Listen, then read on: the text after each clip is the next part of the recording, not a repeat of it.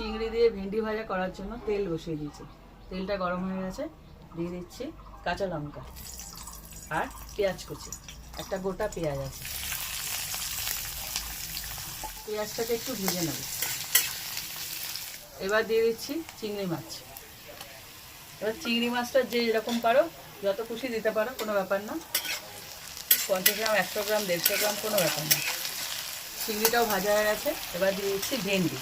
ভেন্ডিগুলোকে এরকম লম্বা লম্বা করে কেটে নিয়েছি, খুব ছোট না আর খুব বড়ও না। এবার এটাকে ভেজে নেব।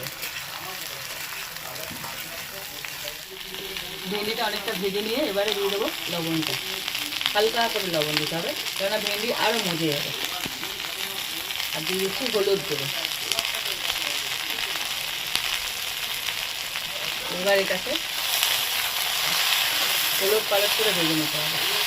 চিংড়ি মাছটা দিলে কী হবে, আর পেঁয়াজ আর চিংড়ি মাছ দেওয়াতে ভেন্ডি ভাজাটার স্বাদ ডবল হয়ে যাবে। হ্যাঁ, খেতে খুব সুন্দর লাগবে। তৈরি হয়ে গেল ভেন্ডি ভাজা চিংড়ি মাছের সাথে। দেখো একদম মজে অল্প হয়ে গেছে। এবার এটাকে তুলে নেব।